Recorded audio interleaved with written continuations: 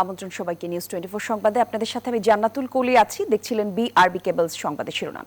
এবারে বিস্তারিত তথ্য। কি আছে শেখ হাসিনা সহ 3 আসামির ভাগ্যে তা জানা যাবে আগামী 17 নভেম্বর।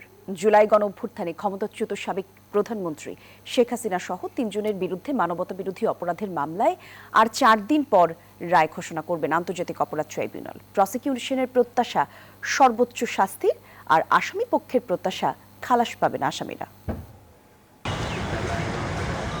জুলাই বিপ্লবের পর পুনর্গঠিত ট্রাইব্যুনালে প্রথম কোনো মানবতা বিরোধী অপরাধের মামলার রায় ঘোষণা হবে। তাই সকাল থেকেই কড়া নিরাপত্তার চাদরে ঢেকে ফেলা হয় ট্রাইব্যুনাল প্রাঙ্গণ। সকাল 9টার দিকে হাজির করা হয় আসামি থেকে রাজসাক্ষী হওয়া সাবেক আইজিপি চৌধুরী আব্দুল্লাল মামুনকে। বেলা 12টার দিকে জনাকীর্ণ আদালতে রায় প্রদানের দিন ঘোষণা করেন ট্রাইব্যুনাল 1-এর চেয়ারম্যান বিচারপতি গোলাম মুর্তুজা মজুমদার। মানবতা বিরোধী অপরাধের মামলায় শেখ হাসিনা সহ 3 জনের কি দণ্ড হয় তা জানা যাবে আগামী 17ই নভেম্বর। প্রসিকিউশন বলছে 13টি ভলিউমে 8,500 পৃষ্ঠায় থরে থরে সাজানো অপরাধের আমলনামা, গণহত্যার ভিডিও, গণমাধ্যমের রিপোর্ট আর 54 সাক্ষীর সাক্ষ্যে উঠে এসেছে এই আসামির নৃশংসতা। প্রত্যাশা আসামিদের সর্বোচ্চ শাস্তির, বাজেয়াপ্ত হতে পারে আসামিদের সম্পদ। মামলাটি এখন রায়ের জন্য প্রস্তুত হয়েছে। আজকে মাননীয় আদালত এই মামলাটির রায় ঘোষণার জন্য আগামী 17ই নভেম্বর সোমবার দিন নির্ধারিত করেছেন। আদালত তার সুবিবেচনা, তার প্রজ্ঞা প্রয়োগ করবেন এবং এই জাতির যে বিচারের জন্য আকাঙ্ক্ষা, যে তৃষ্ণা, সেটার প্রতি তারা সুবিচার করবেন। এদিকে রায় ঘোষণাকে কেন্দ্র করে এরই মধ্যে দেশ জুড়ে তাণ্ডব শুরু করেছে ফ্যাসিস্টের দোসররা। সহিংসতা করে বিচারকে বাধাগ্রস্ত করা যাবে না বলছে প্রসিকিউশন। আমরা আশা করি যা কিছু বিচ্ছিন্নভাবে ঘটছে সেগুলো কোনোই প্রভাব কোনো জায়গায় পড়বে না এবং সবকিছু স্মুথলি হবে, বাংলাদেশ সামনে এগিয়ে যাবে। আর আসামি পক্ষের আইনজীবী সন্তুষ্ট বিচারের প্রক্রিয়া নিয়ে। বেশ কিছু তথ্য সাক্ষীর মাধ্যমে আনতে সক্ষম হয়েছি। সবকিছু মিলিয়ে দালিলিক সাক্ষ্য সব জায়গায় আমি কন্ট্রোভার্সি ক্রিয়েট করার চেষ্টা করেছি এবং বিভিন্ন সময় দালিলিক সাক্ষীর উপরেও কন্ট্রোভার্সি ক্রিয়েট হয়েছে বলে আমি বিশ্বাস করি। সবকিছু মিলিয়ে আমি বিশ্বাস করি আমার আসামিদ্বয় খালাস পাবে। রায় প্রদানের এই দিনকে ঘিরে কড়া নিরাপত্তা ছিল ট্রাইব্যুনাল জুড়ে। প্রসিকিউশন বলছে আসামিদের বিরুদ্ধে সুনির্দিষ্ট 5টি অভিযোগই প্রমাণ করতে পেরেছেন তারা। তাদের মতে ফাঁসির মঞ্চ যেন হাতছানি দিয়ে রাখছে সাবেক প্রধানমন্ত্রীকে। যদিও শেখ হাসিনার আইনজীবী বলছেন খালাস পাবেন তার আসামি। তবে আসামিদের ভাগ্যে কি আছে তা জানতে অপেক্ষা করতে হবে আগামী 17ই নভেম্বর পর্যন্ত। Mahmudul Hasan, news 24, Dhaka. July August আন্দোলনের সময় সংগঠিত মানবতা বিরোধী অপরাধের ঘটনায় শেখ হাসিনা সহ 3 আসামির বিরুদ্ধে করা মামলার রায়ের তারিখ নির্ধারণ করাকে স্বাগত জানিয়েছে জাতীয় নাগরিক পার্টি এনসিপি। বৃহস্পতিবার রাজধানীর বাংলা মোটরে এনসিপির কার্যালয়ে দলটির যুগ্ম আহ্বায়ক সারওয়ার তুষার নিউজ 24-কে দেয়া প্রতিক্রিয়ায় বলেন, সরকারের এটা একটা ভালো পদক্ষেপ, এনসিপির বিচার প্রক্রিয়ার দিকে নজর রাখবে। এদিকে শেখ হাসিনার ইতিহাসের নিকৃষ্টতম কাজ করেছেন বলে মন্তব্য করেছেন এনসিপির মুখ্য সমন্বয়ক নাসির উদ্দিন পাটোয়ারি। শেখ হাসিনার সর্বোচ্চ সাজার দাবি করেছেন তিনি।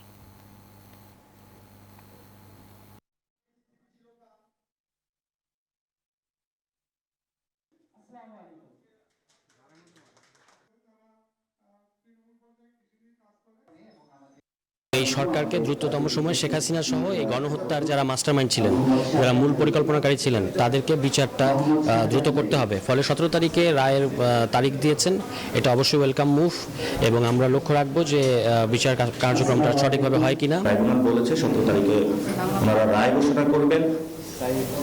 সে রায়ের মধ্য দিয়ে আমরা জাতীয় নাগরিক পার্টির পক্ষ থেকে শেখ হাসিনার সর্বোচ্চ শাস্তি আমরা চাচ্ছি।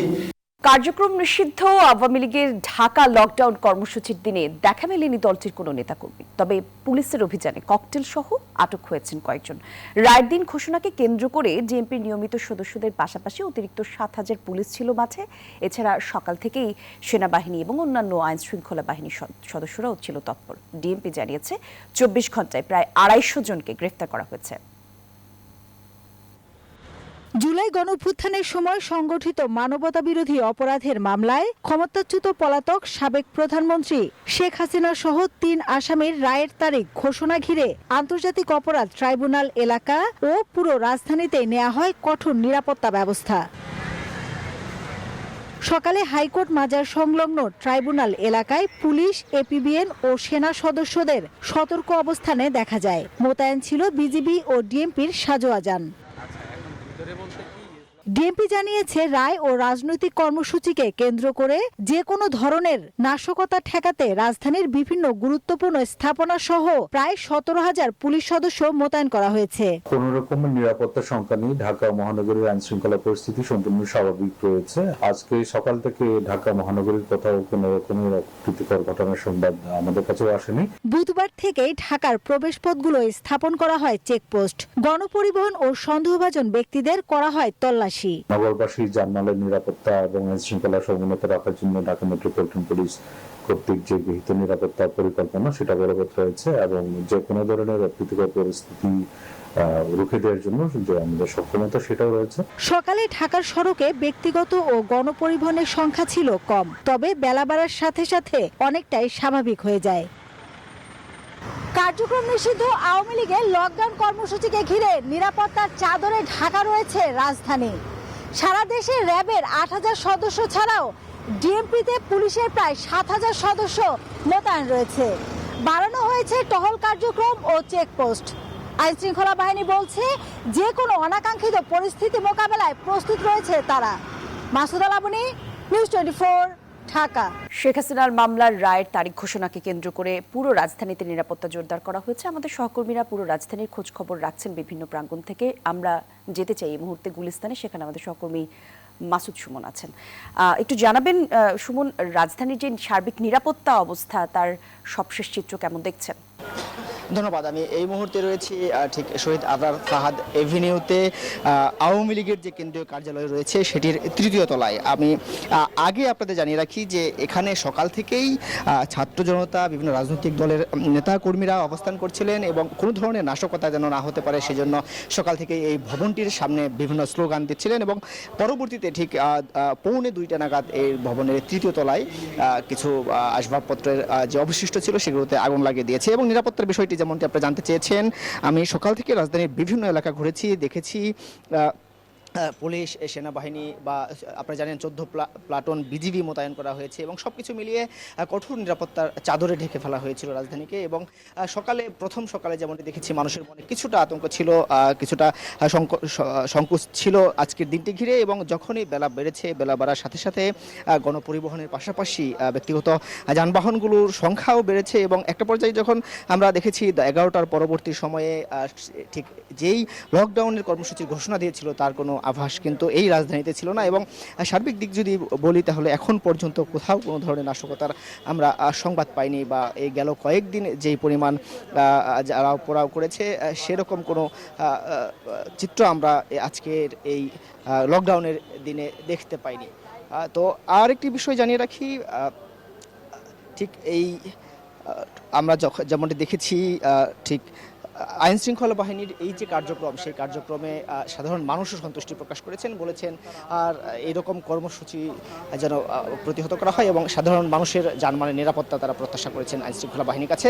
আমাদের আরেক সহকর্মী রয়েছেন মাসুদা লাবনী রাজধানীতেই। আর লাবনী, আপনি জানাবেন আপনি যেখানে রয়েছেন সেখানকার চিত্রটি কেমন এবং কোথায় রয়েছেন আপনি? যেমনটি বলছিলেন এবং আজকে সকাল থেকেই আপনিও যেরকম রাজধানীর বিভিন্ন সড়ক, বিশেষ করে প্রধান সড়ক বা বিভিন্ন জায়গায় গিয়েছেন, আমিও সেরকম পুরো ঢাকাতেই আসলে দেখেছি। যদি বলি একটু প্রবেশপথ, সকাল থেকে কিন্তু রাজধানীতে প্রবেশপথগুলোতে কড়া নজরদারি ছিল আইন শৃঙ্খলা বাহিনী, বিশেষ করে পুলিশ সদস্য। এছাড়াও বিভিন্ন জায়গাতে যে চেকপোস্ট ছিল সেই চেকপোস্টগুলোতে আমরা দেখেছি বিশেষ করে মোটর সাইকেলে যারা চলাচল করছিলেন তাদেরকে কিন্তু তল্লাশি মধ্য দিয়ে যেতে হয়েছে এবং ঢাকার প্রবেশপথগুলোতেও তল্লাশির মধ্য দিয়ে যেতে হয়েছে। এই যে নিরাপত্তা ব্যবস্থা, এই নিরাপত্তা ব্যবস্থা বা তল্লাশি কার্যক্রম কিন্তু গতকাল থেকেই বাড়ানো হয়েছে এবং আজকে সারাদিনে পুরো ঢাকা শহরে 17,000 পুলিশ নিরাপত্তার দায়িত্বে রয়েছে। যদিও লকডাউন কর্মসূচি ঘোষণার কিন্তু অর্ধেক সময়, বেলা যেহেতু 2টা পার হয়ে গেছে এবং কার্যক্রম নিষিদ্ধ আওয়ামী লীগ যে লকডাউন ঘোষণা দিয়েছিলেন তাদেরকে কিন্তু মাঠে আমরা দেখিনি আজকে সারাদিনে কোথাও। এছাড়া মিরপুরে 2টি ককটেল উদ্ধারের ঘটনা ছিল। এই ঘটনাগুলো ছাড়া অন্য কোনো ধরনের অনাকাঙ্ক্ষিত পরিস্থিতি আজকে সারাদিনে আমরা দেখিনি এবং আমরা ডিএমপির কাছে জানতে চেয়েছিলাম, তারা বলেছেন যে তেমন কোনো শঙ্কা নেই, তারপরও তারা সজাগ আছেন। আমাদের আরেকজন সহকর্মী আছেন বদরুল আলম শাওন। শাওন, আপনি এখন ঠিক কোন জায়গাটিতে আছেন এবং সকাল থেকে আপনি কোর্ট প্রাঙ্গণে ছিলেন, সেখানে নিরাপত্তা ব্যবস্থা পর্যবেক্ষণ করেছেন। এই রায়ের যে তারিখ, এই তারিখ নিয়ে অনেক ধরনের শঙ্কা ছিল। তারিখ ঘোষণার পরে কি অবস্থা দেখছেন আইন শৃঙ্খলা পরিস্থিতির? ধন্যবাদ লাবণী। আপনি জানেন যে জুলাই গণ অভ্যুত্থানের সময় সংঘটিত মানবতা বিরোধী অপরাধকে কেন্দ্র করে সাবেক প্রধানমন্ত্রী শেখ হাসিনা সহ 3 জনের বিরুদ্ধে মামলার রায়ের তারিখকে কেন্দ্র করে আজকে কিন্তু রাজধানীতে লকডাউন ঘোষণা করে কার্যক্রম নিষিদ্ধ থাকা বাংলাদেশ আওয়ামী লীগের এই ঘটনাকে কেন্দ্র করে সকাল থেকেই কিন্তু রাজধানী জুড়ে আইন শৃঙ্খলা বাহিনী সতর্ক অবস্থানে থাকে। আপনি জানেন যে পুরো রাজধানী জুড়ে প্রায় 17,000-এর মতো আইন শৃঙ্খলা বাহিনীর সদস্য কিন্তু মোতায়েন রয়েছে। তো কিছুক্ষণ আগেই কিন্তু আন্তর্জাতিক অপরাধ ট্রাইব্যুনাল থেকে রায়ের তারিখ নির্ধারণ ঘোষণা করা হয়েছে। আগামী 17ই নভেম্বর এই মানবতা বিরোধী অপরাধের মামলায় রায় ঘোষণা করা হবে বলে জানানো হয়েছে। এর পরিপ্রেক্ষিতে কিন্তু আমরা এখন পর্যন্ত আওয়ামী লীগের ডাকা লকডাউনের প্রেক্ষিতে কোনো ধরনের এখন পর্যন্ত কোনো প্রতিক্রিয়া আমরা দেখতে পারিনি, অর্থাৎ অস্থিতিশীল পরিবেশ বা নাশকতামূলক কোনো কর্মকাণ্ড আমরা সকাল থেকেও দেখতে পাইনি। এই রায়কে কেন্দ্র করেও এখন পর্যন্ত কিন্তু আমরা ওই ধরনের কোনো পরিস্থিতি দেখতে পাইনি। পাশাপাশি আপনাকে জানিয়ে রাখি, যাতে কোনো ধরনের নাশকতামূলক কার্যক্রম না হয় এবং প্রতিরোধ করা যায়, এই জন্য ঢাকার বিশেষ করে রাজধানীর গুরুত্বপূর্ণ পয়েন্টগুলোতে কিন্তু আইন শৃঙ্খলা বাহিনী মোতায়েন রয়েছে। এখানে সেনাবাহিনীর টহল রয়েছে, পাশাপাশি পুলিশ, র্যাব, বিজিবি রয়েছে বিভিন্ন পয়েন্টে, যাতে কোনো ধরনের অস্থিতিশীল পরিবেশ এবং নাশকতা সৃষ্টি না করতে পারে। পাশাপাশি আমরা দেখছি যে রাজধানী জুড়ে অন্যান্য দিনের তুলনায় যানবাহনের সংখ্যা কিছুটা কম থাকলেও আসলে গণপরিবহন সহ সব ধরনের যানবাহন আমরা চলাচল দেখতে পাচ্ছি। তো এই ছিল আমার কাছে এখন পর্যন্ত সর্বশেষ। আমরা ফিরে যাব স্টুডিওতে, সেখানে রয়েছেন সহকর্মী কলি। সবার সহযোগিতা থাকলে শেখ হাসিনাকে দেশে ফিরিয়ে আনা সহজ হবে বলে জানিয়েছেন স্বরাষ্ট্র উপদেষ্টা লেফটেন্যান্ট জেনারেল অবসরপ্রাপ্ত মোহাম্মদ জাহাঙ্গীর আলম চৌধুরী। বলেন, 17 নভেম্বর শেখ হাসিনার গণহত্যার রায় নিয়ে দেশে কোনো শঙ্কা নেই। দুপুরে সচিবালয়ে সাংবাদিকদের সাথে আলাপকালে এসব কথা বলেন তিনি। বড় ধরনের কোনো সমস্যা নাই, ছোটখাটো দিয়ে একটা ঘটনা ঘটছে, এটা আপনারা মিডিয়ায় দেখছেন, আমিও দেখছি, এবং এটার ক্ষেত্রে সাথে সাথে কিন্তু আমরা অ্যাকশন নিয়েছি। কোনো শঙ্কা নাই, আল্লাহ দিলে কোনো শঙ্কা নাই। আপনাদের সবাই সহযোগিতা থাকলে অবশ্যই সহজ হবে, বাট আপনাদের সবাই সহযোগিতা থাকলে। আওয়ামী গণহত্যার বিচার, জুলাই সনদের আইনি ভিত্তি প্রদান এবং নিষিদ্ধ আওয়ামী লীগের নাশকতা সৃষ্টির প্রতিবাদে বিক্ষোভ মিছিল করেছে বিভিন্ন সংগঠন। সকালে রাজধানীর নিউ মার্কেট এলাকায় ঢাকা কলেজ গেট থেকে বিক্ষোভ মিছিল করে ইসলামী ছাত্র শিবির। মিছিলটি সায়েন্স ল্যাব নীলক্ষেত হয়ে ঢাকা বিশ্ববিদ্যালয়ের রাজু ভাস্কর্যে গিয়ে শেষ হয়। এতে অংশ নেন শিবিরের কেন্দ্রীয় সভাপতি, সাধারণ সম্পাদক সহ হাজারো নেতাকর্মী। এ সময় আওয়ামী লীগের বিরুদ্ধে বিভিন্ন স্লোগান দেন বিক্ষোভকারীরা। রাজু ভাস্কর্যে সংক্ষিপ্ত সমাবেশ শেষে উত্তরা, খিলক্ষেত, গাবতলী, মিরপুর, ধানমন্ডি, শাহবাগ, চিটাগাং রোড সহ রাজধানীর 14টি গুরুত্বপূর্ণ স্থানে দিনব্যাপী অবস্থান কর্মসূচি পালন করেছে ছাত্র শিবিরের নেতাকর্মীরা।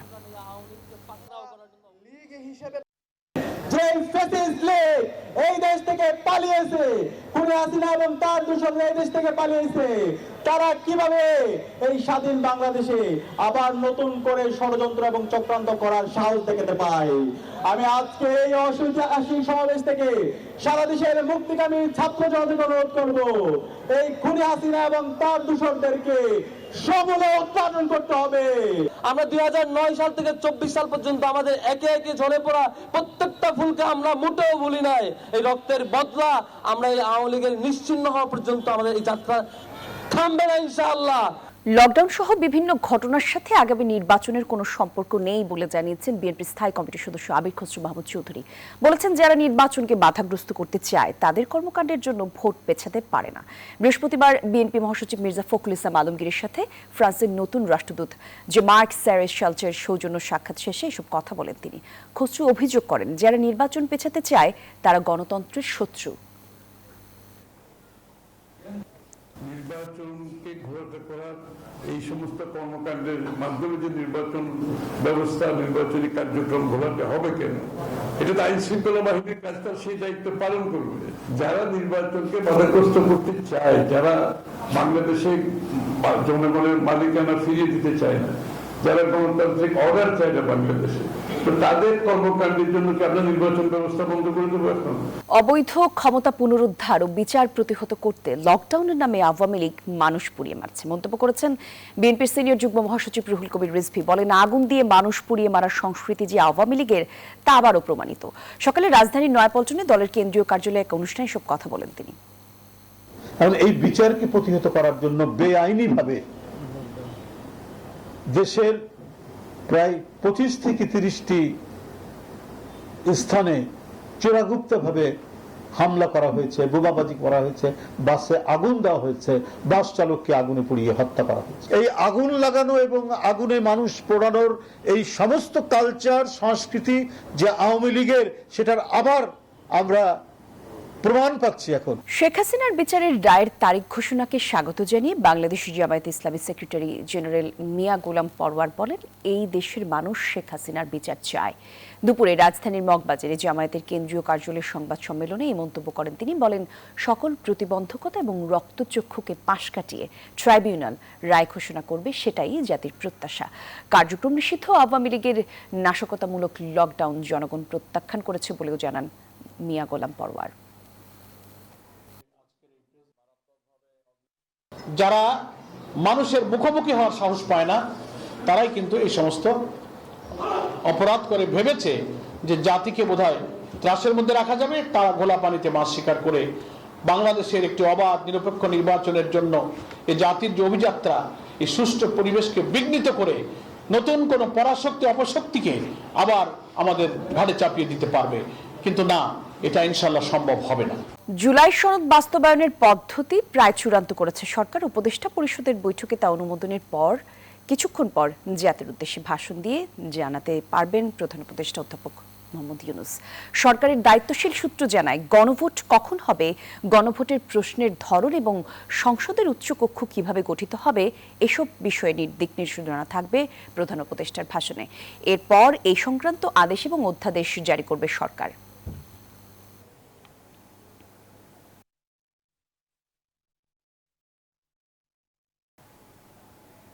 তরুণদের শুধু দেশে নয়, বিশ্বেও সেরা হতে হবে বলে জানিয়েছেন অন্তর্বর্তী সরকার প্রধান উপদেষ্টা ডক্টর মোহাম্মদ ইউনূস। বৃহস্পতিবার সকালে শিশু কিশোর প্রতিভা উন্মেষণমূলক অনুষ্ঠান নতুন কুড়ি প্রতিযোগিতায় বিজয়ীদের পুরস্কার প্রদান অনুষ্ঠানের বক্তব্যকালে এমনটা জানান তিনি।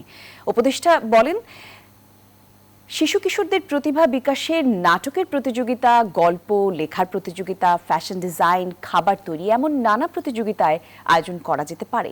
আমাদের চেষ্টা থাকতে হবে যার যার প্রতিভা শেষে যেন বের করে আনার সুযোগ পায়। ডক্টর ইউনূস বলেন, বাংলাদেশের তরুণ তরুণীরাই বহু দীর্ঘ পথ যাওয়ার জন্য প্রস্তুত। আমি মনে করি যে এটা বিভিন্ন ক্ষেত্রে ছড়িয়ে দেওয়া, এটা মন্ত্রণালয় যেভাবে এটা করছে, সে মন্ত্রণালয় একইভাবে অন্যান্য জিনিসকে উৎসাহিত করতে পারে। প্যারালালি এটা আসলো চললো। ফ্যাশন ডিজাইন মেয়েদের জন্য, ছেলেদের জন্য হতে পারে। ফ্যাশন ডিজাইন আমি পছন্দ করি এটা করতে, সে প্রতিযোগিতা নেব। খাবার তৈরি প্রতিযোগিতা হোক, ছেলেরা হোক মেয়েরা হোক, যে যেভাবে করতে পারে। বহু রকমের বিষয় আছে, এরাও এনজয় করবে। যে আমি ভালো গায়ক না হতে পারি, কিন্তু আমি ভালো বিজ্ঞানী তো হতে পারি, আমি ভালো ব্যবসায়ী তো হতে পারি। নিজের মেধাকে চোখের সামনে নিয়ে আসা, কাজে আশা করি এগুলো বিভিন্নভাবে আমরা রচনা করতে পারবো। ক্রমে ক্রমে একদিনই সব হবে না, কিন্তু বৃহত্তর পরিমণ্ডলে আমার সার্বিক দিক থেকে কেউ যেন কোনো শিশু যেন বাদ পড়ে না যায়, তার একটা না একটা প্রতিভা আছে। সুষ্ঠু নির্বাচনের জন্য রাজনৈতিক দলগুলোর সহায়তা চেয়েছেন প্রধান নির্বাচন কমিশনার এএমএম নাসির উদ্দিন। তিনি বলেন, রাজনৈতিক দলগুলোর সহযোগিতা ছাড়া সঠিক নির্বাচন করা সম্ভব নয়। এক্ষেত্রে কমিশন শুধু রেফারির ভূমিকা পালন করবে। বলেন, 54টি নিবন্ধিত রাজনৈতিক দলই ইসির কাছে সমান। কেউ বড় বা ছোট নয়। বৃহস্পতিবার রাজধানীর আগারগাঁওয়ে নির্বাচন কমিশন ভবনের রাজনৈতিক দলগুলোর সাথে সংলাপে প্রথম দিনে তিনি এসব কথা বলেন। সিসি বলেন, সুষ্ঠু এবং সুন্দর একটি নির্বাচন করতে চায় কমিশন। নির্বাচনে নিরপেক্ষ রেফারির ভূমিকা পালন করতে চায় ইসি। রাজনৈতিক নেতাদের উদ্দেশ্যে সিসি বলেন, যারা পোস্টার লাগিয়েছেন তারা যেন সরিয়ে ফেলেন, নইলে কমিশন ব্যবস্থা নেবে। তফসিলের পর অনিয়ম বন্ধে আরো কঠোর হবে ইসি।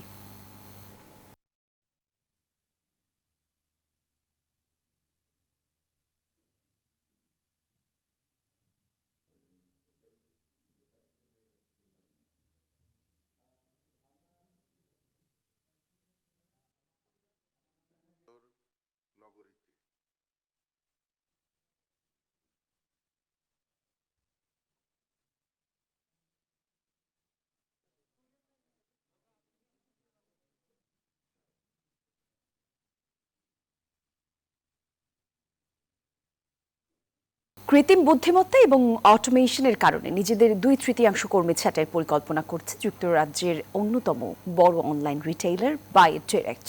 বৃহস্পতিবার বিবিসি জানায়, এর ফলে আগামী 3 বছরে প্রতিষ্ঠানটির 800 কর্মীর মধ্যে 500 জনেরও বেশি চাকরি হারাতে পারেন। প্রতিষ্ঠানটির প্রধান বলেন, সরকারি কর বৃদ্ধি এবং জীবনযাত্রার ব্যয় বেড়ে যাওয়ায় এই সিদ্ধান্ত নিতে বাধ্য হচ্ছেন তারা। অফিস এবং ওয়্যারহাউসে কর্মীদের বদলে এখন রোবট এবং অটোমেশন প্রযুক্তি ব্যবহার করা হবে। খরচ কমাতে যুক্তরাজ্যের বাইরে থেকেও কর্মী নিয়োগ দিচ্ছে প্রতিষ্ঠানটি।